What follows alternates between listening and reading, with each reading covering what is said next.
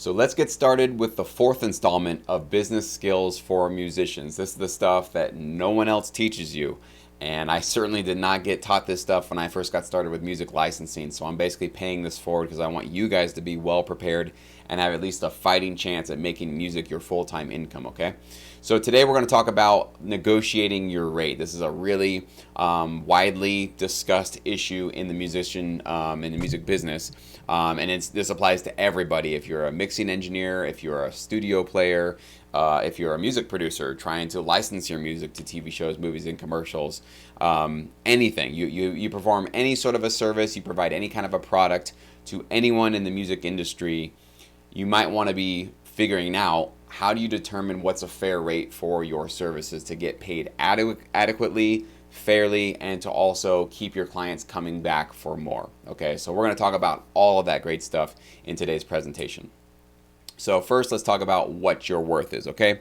Now, let's just be real. Making money with music is a dream come true. It is absolutely a dream come true for me to be able to call music producing my full-time job. I mean, that's very rare. Most producers can't say that. And so I'm very fortunate and very humbled to have this position, okay? And I know that if some of you have started to get some of your first couple of royalty checks or just a little bit of success coming your way, you are very humbled by that fact that you're actually seeing sort of those green shoots of success starting to sprout in your career, okay?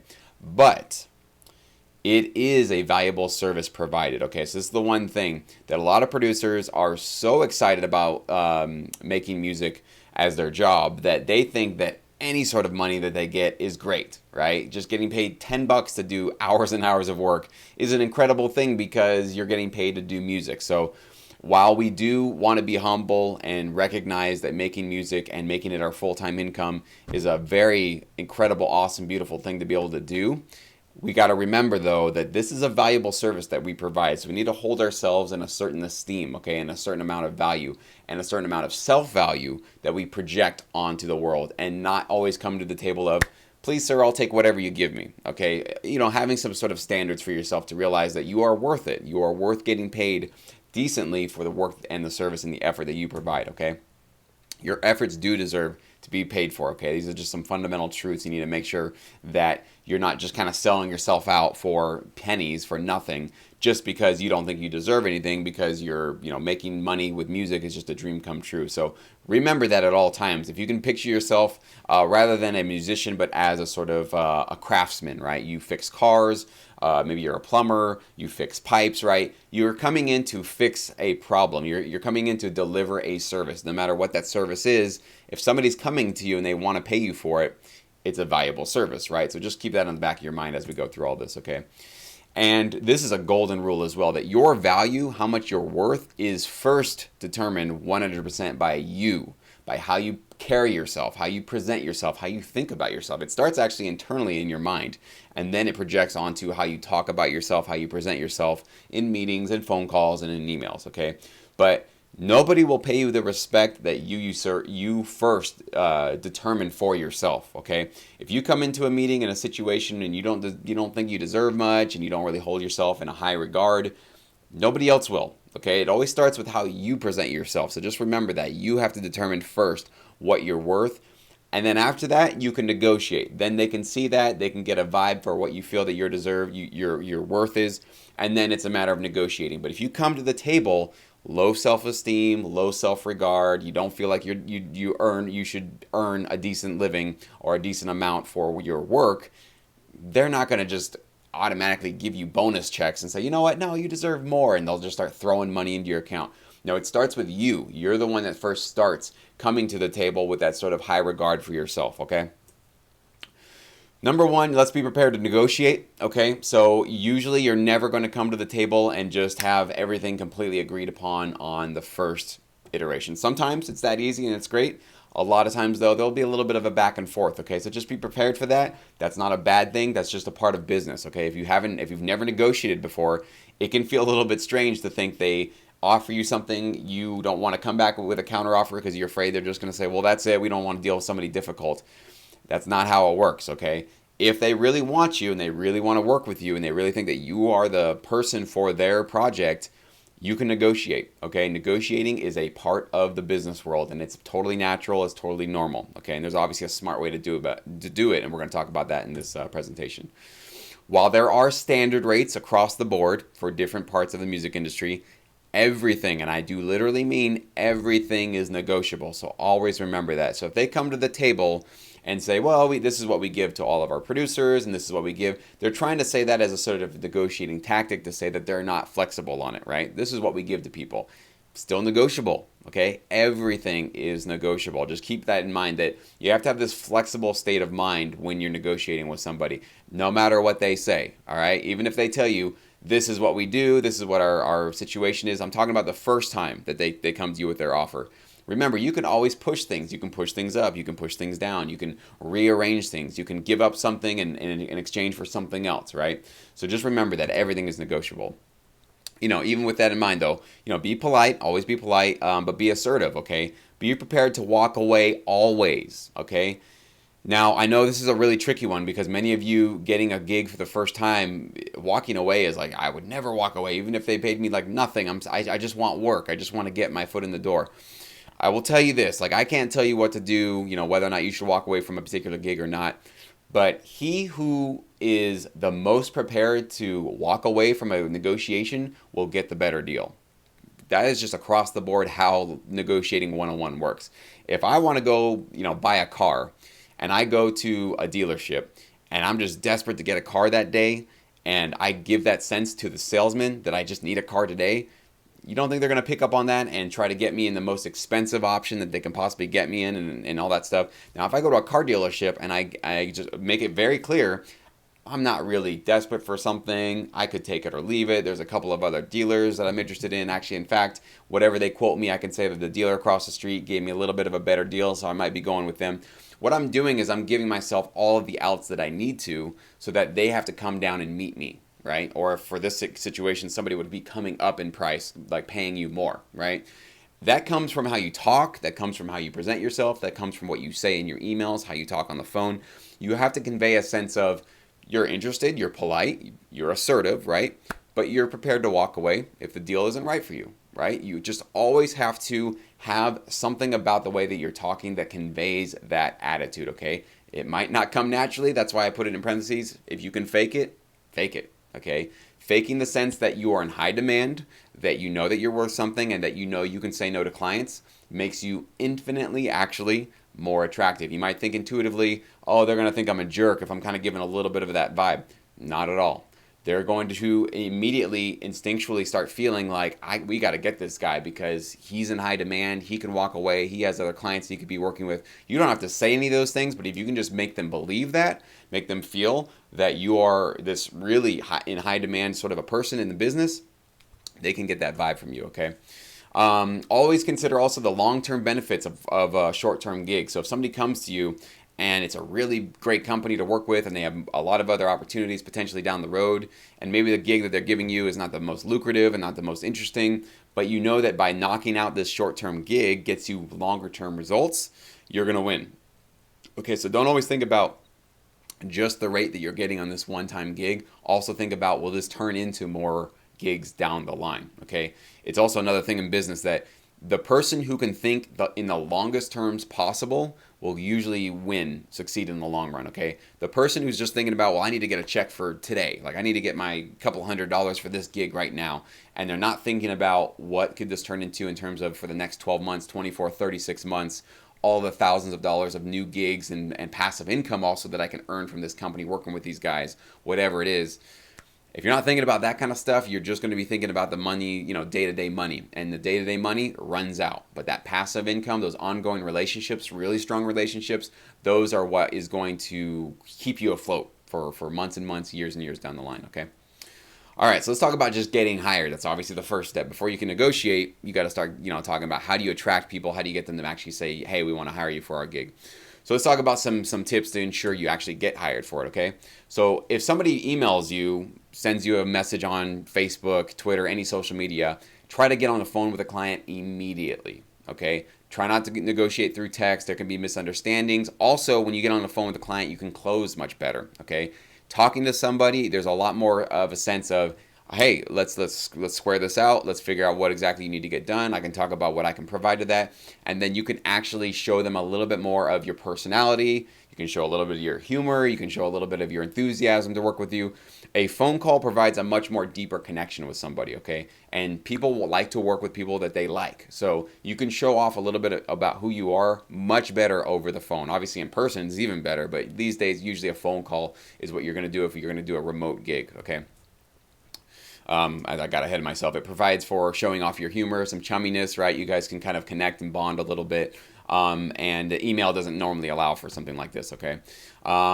Show a lot of interest in the project, okay? It's about them, not you. So whatever it is that they're trying to put together, if it's a TV show, if it's a promo, if it's a this or that, you're gonna obviously ask them, what is this all about? What are you trying to do?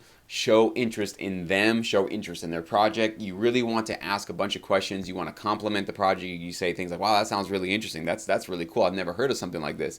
You need to fluff it up a bit, okay? You need to really show them that they are the star of the show, that they have a really interesting project, and you think it's a really cool thing to be a part of, okay? Who doesn't want to hear that? Everybody wants to hear that, okay? When you show interest in somebody, they suddenly think you're interesting. It's just one of these sort of like charisma, networking, kind of one-on-one things you gotta know how to do. Ask questions, show genuine curiosity, and share your enthusiasm and excitement for the project, okay? Obviously, don't commit too soon. Like, the minute you hear about the project, don't just blurt out, all right, I'm in, let's go for it, right?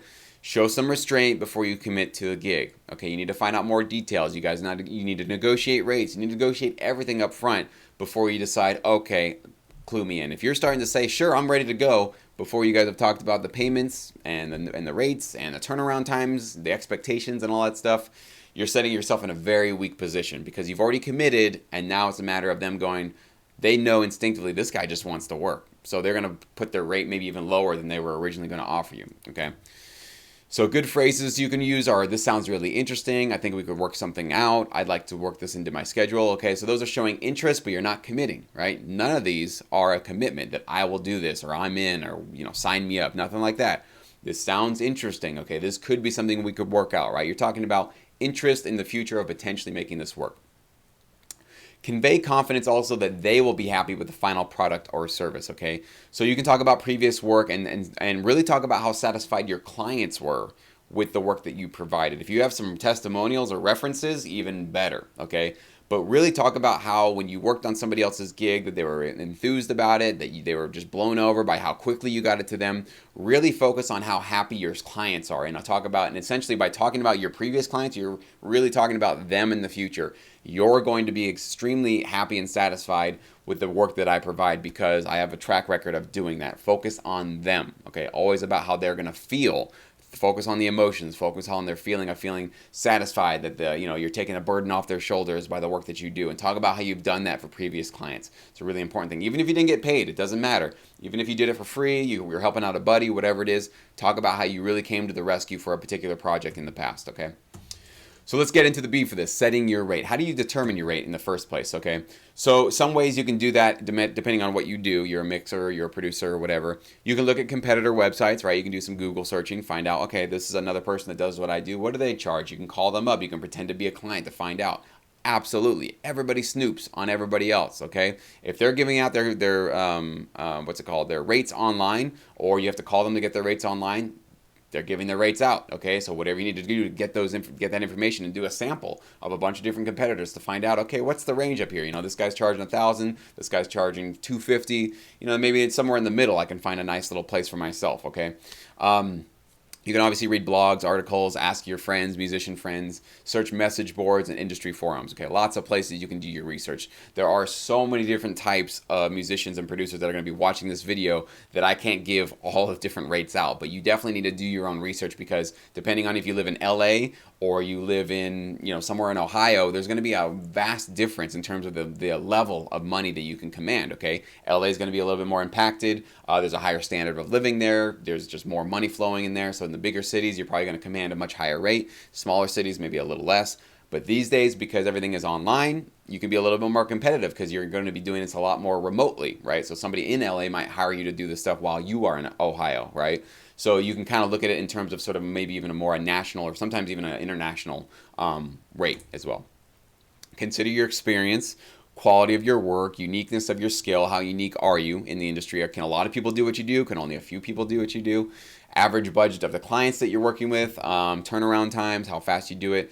You need to justify your rate. So if you are saying like I deserve $1,000 an hour, but you can't justify it depending on, based on your experience, the quality that you're able to crank out, the uniqueness that like nobody else can do what you do for them, and also considering like, are your clients these sort of broke artists that don't have any money at all? Are you sort of catering to more ad agencies or production companies or trailer houses who actually have budgets? So you have to keep in mind and be realistic about who your customer is, right? What are their average budgets look like? You have to absolutely be able to justify the money that you're charging. Okay, so you can't just pull something out of the sky and say this would be a great rate. I think this is great because I saw somebody else charging this much.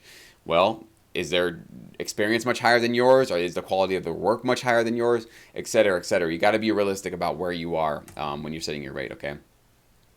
And also, this is a really important thing. You need to set a rate that you can confidently say out loud on the phone or in person to a client. So if you think you deserve $1,000 an hour, and then you get on the phone with a client, you go and they say, "Well, what's your rate?" And you go, $1,000 an hour, and you're stuttering over it, and it's hard for you to even say it to their face or on the phone with them. They're not buying that. They don't think that you even buy that. So first of all, you have to buy the fact that yes, I deserve this rate. This is a fair rate. This is what I like to get paid. This is what I think I deserve to get paid. So you got to be confident. Okay, you got to be able to live with that rate that you've set for yourself. It's to your benefit not to publish your rates online, as we were just talking about, kind of snooping on some of your competitors. If you put your rate online, let's say it's $500 to $1,000 for whatever service you provide, you just put that. Let's say you put like $1,000 on your website. Well, if somebody was coming to the table and they were prepared to pay you $2,000, well, let's get into this, right? It's easy. First of all, it's easier to command a higher rate via direct email or a phone call. Okay, so if you just put your rate out there and it's $1,000 and they had a $2,000 allowable budget for you, are they going to just go, you know what? We were going to give you $2,000. We saw that your budget was $1,000, but we decided, you know what? We're still going to give you the $2,000. Nobody ever is going to do that. They're going to go, wow, this guy just saved us $1,000. So we understand your rate is $1,000, and we'd be happy to pay that. And you're excited because you're like, wow, I got $1,000. Meanwhile, you don't even know that you just got skimped 50%. Okay, so it's easier to hire command rate when you're talking to somebody directly through email or with a phone call. It's a much better way to do it. And obviously, I just talked about before, your rate could be underneath the client's budget allocation, so you could be shortchanging yourself. So usually. And obviously, just what we talked about before, you give your competitors the edge on how to beat your prices, so somebody else can snoop on you and find out a little bit easier. So usually what you do, rather than showing your rates, and we'll talk about that, you want people to be able to get in contact with you if they'd like to hire you. And that way you can start to close them essentially by getting on the phone with them, directly emailing with them, and showing interest in their project and really getting them to commit to you, right? Not just, you don't want them to think of you as a sort of online, like going to walmart.com and just putting something in a cart and clicking checkout and it gets sent to them, and there's no personal connection there. You really want a phone call, you want an email, you want some sort of a direct communication with them before you get hired, right? Now here's one thing that I think is a much more powerful way to go about it. Rather than just setting a rate, you should have a range, right? A range that you're personally okay working with.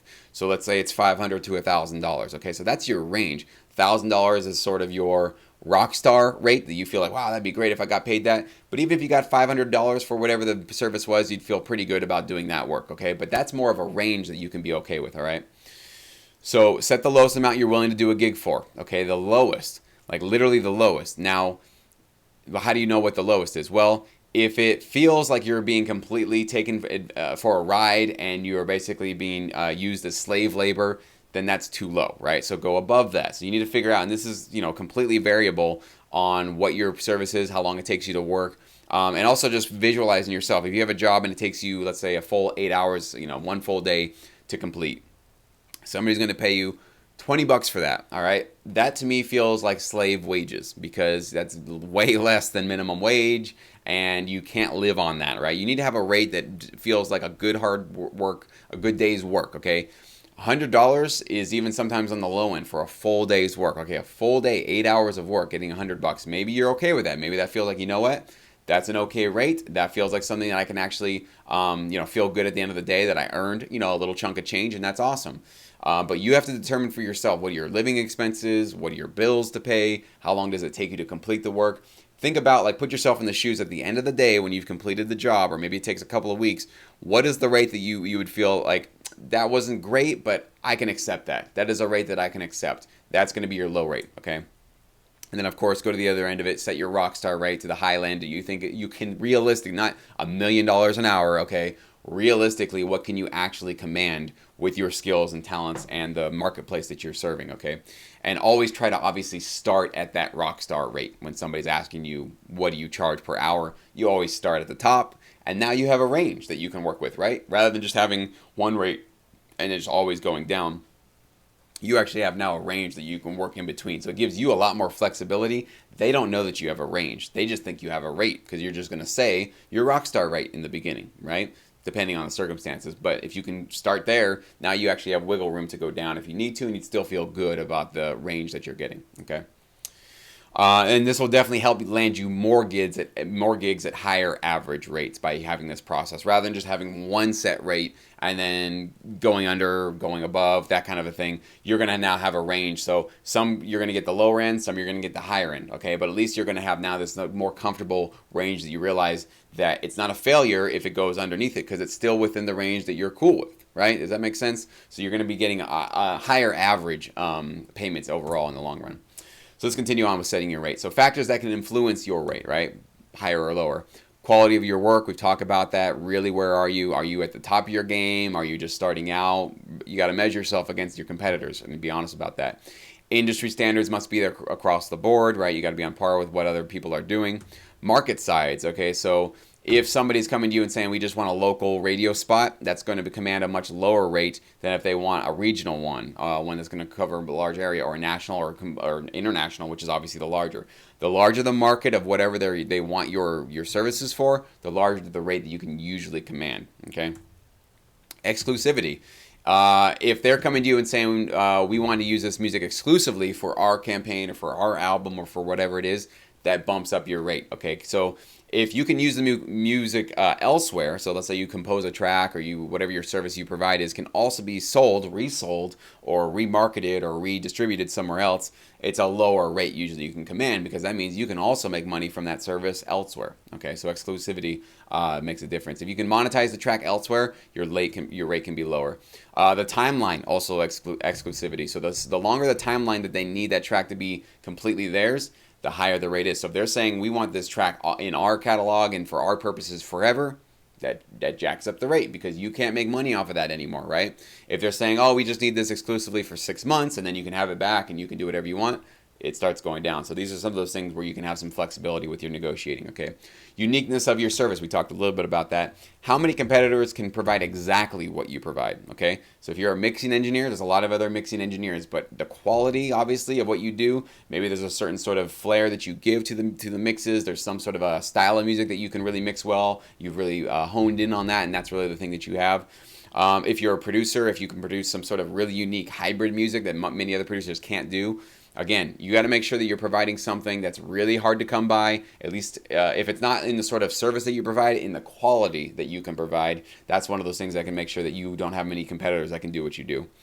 And then what's the hiring situation? Are you being hired to clean up another freelancer's mess? This happens a lot in many industries, is where you'll get a phone call and it's like, hey, we hired another producer and they're really just not cutting it. Can you help us out? Okay, if they're asking for you to clean up the mess, you can crank up your rate quite a bit, because they have a lot of headaches. They probably have a really short timeline, and they don't want to make a second mistake with another producer that doesn't do the right job, okay? So a lot of times companies in that situations are willing to pay quite a bit to get somebody to come in here and clean up the mess that somebody else made, and to knock out this thing and get it done. And at this point, money is not really their concern. It's headaches and time and pressure from clients or something else that's going on, okay? So that's usually a great situation for you, because you get to come in there and completely knock it out of the park for them. So when you're listening to them and talking about what they're, when you're on the phone with them about what the current situation is, listen for any hints of exhaustion or annoyance. You can offer to obviously take it off their hands. And that's the golden phrase they want to hear, because they're completely exhausted and annoyed and frustrated. And you're coming in there as the superhero to completely make things way better, right? And to completely take it out of their hands and deliver them a final product or a service that completely takes away their headache, okay? If you're taking away somebody's headache, you can charge a lot more money, okay? All right, let's talk about some of the negotiating. I'll take a quick sip here. So always, always, if you can, try to be the first to ask them, do you have a set budget? Okay. If they say yes, they will give you a number or a range. Okay. So the reason why you always want to do this is because if they first ask you what your rate is, then you're at a disadvantage because you don't know if you're underselling yourself. Like we talked before, if they have $2,000 to offer and you say, yeah, my range is $1,000, even though you have the 1,000 to 500 range, you just undercut yourself. So you always want to be the first once you guys have discussed the project, what it is, you've shown a lot of interest, right? And you've kind of connected and bonded in a certain way, shown a little bit of humor, right?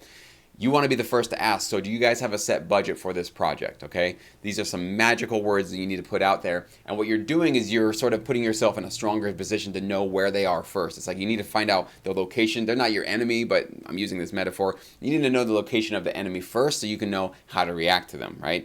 If they ask you first what your range is, then they're asking where your location is so they can maneuver compared to where you are. So this is always, it's a battle. It's not war. You're not fighting against them, but there is always a tug of war going on with negotiating, okay? So if you can be the first one to ask them, do they have a set budget?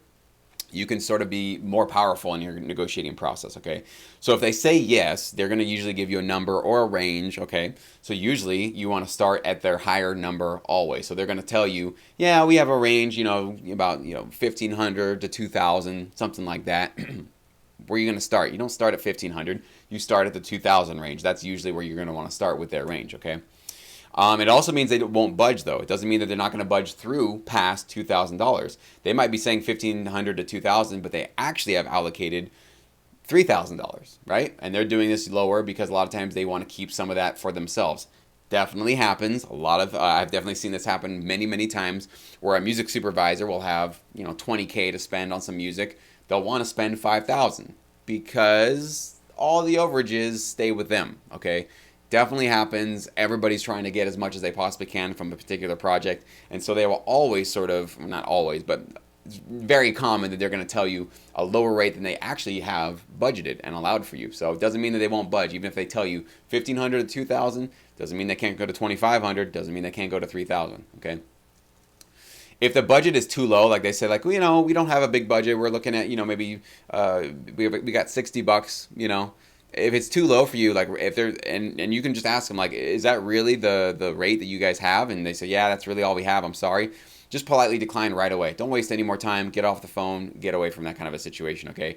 Usually if it's that low, you're probably not going to find a long-term beneficial relationship with them anyways, unless they specifically say, hey, this is, I know, a really, really low gig, but we have actually other work down the pipeline coming that is it pays much better. But this is sort of a way that we can kind of find out if we're going to work with you or whatever. You can take that situation. It's sort of a risk because you don't know if that other gig is going to come, but at least there's they know what they're doing in terms of they know this is a really kind of a slap in the face rate, but they're trying to make it up to you in terms of knowing that there's going to be other stuff down the pipeline. But usually most of the time, people that are paying you really low rates, you're taking a big risk by going with them, and you might be really regretting it very quickly, down the line working with them, okay? Now, if they say no, they don't have a budget or they decline to answer, they're willing to pay some good rates, okay? So that's usually what that means. If they do have a budget, they're going to tell you, yeah, we got $2,000, that's our budget or whatever, give or take.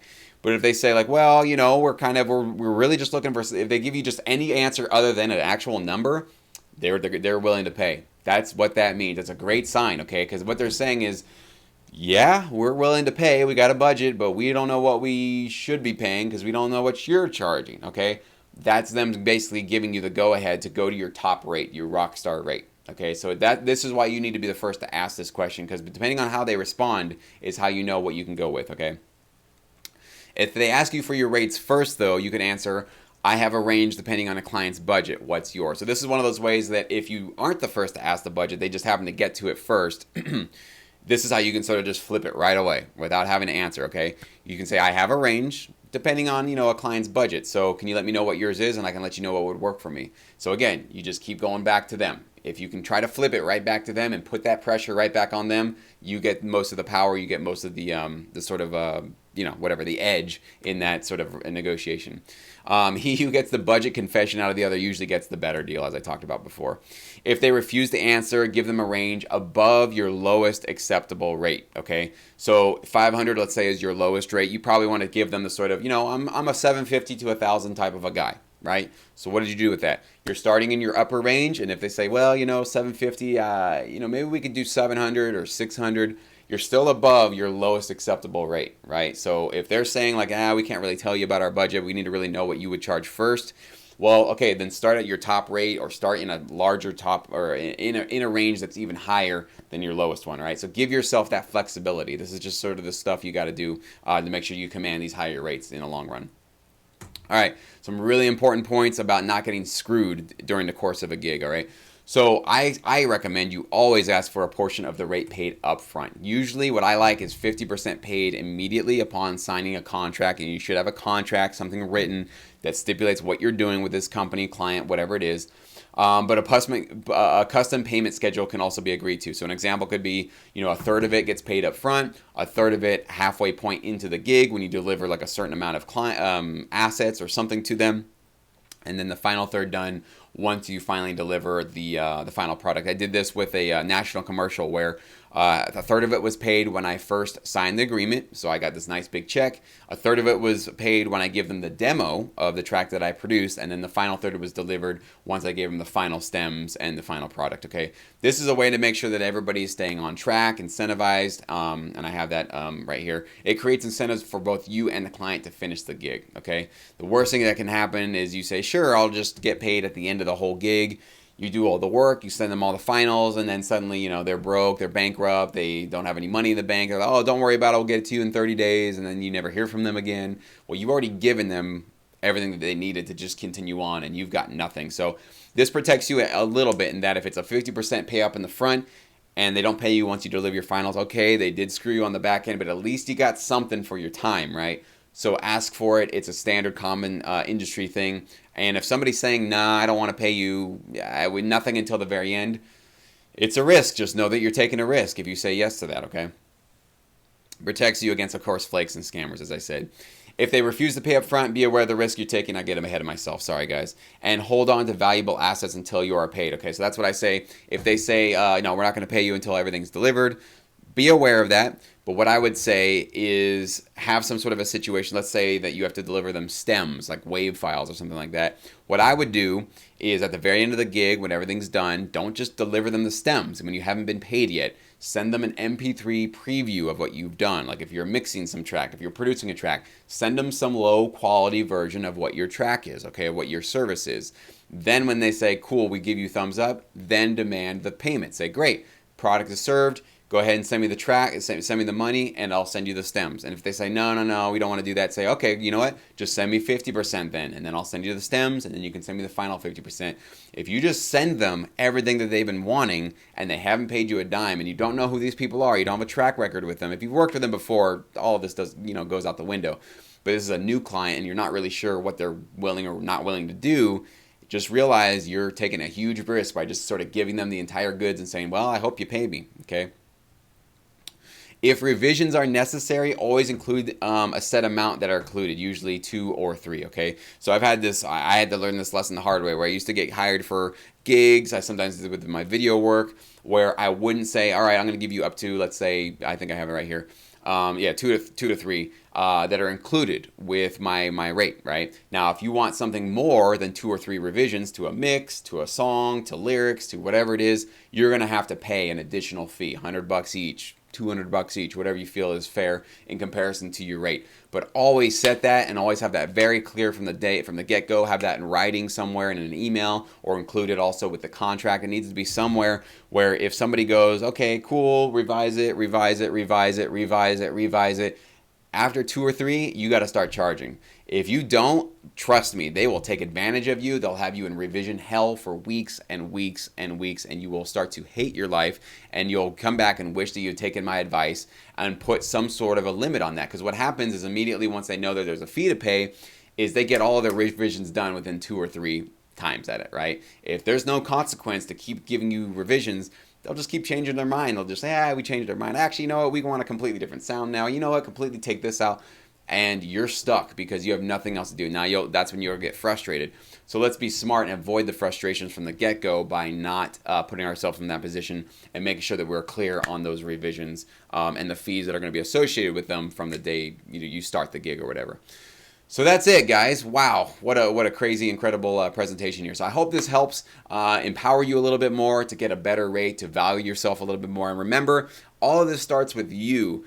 You got to be realistic about where you are. If you're just getting started and you don't really have a high quality product or a service to be able to offer, you can't command rock star rates yet. You got to improve and empower yourself and get your skills up to par with the industry's standards out there to be able to command those rates. But if you've got a great product, a great service, and you really are providing a great value to people and a great service, value yourself, okay? You deserve it. You deserve to be paid adequately and well for a job and a service and a product that is in high demand in the world. And music is one of those services. Music is the most popular thing on planet Earth.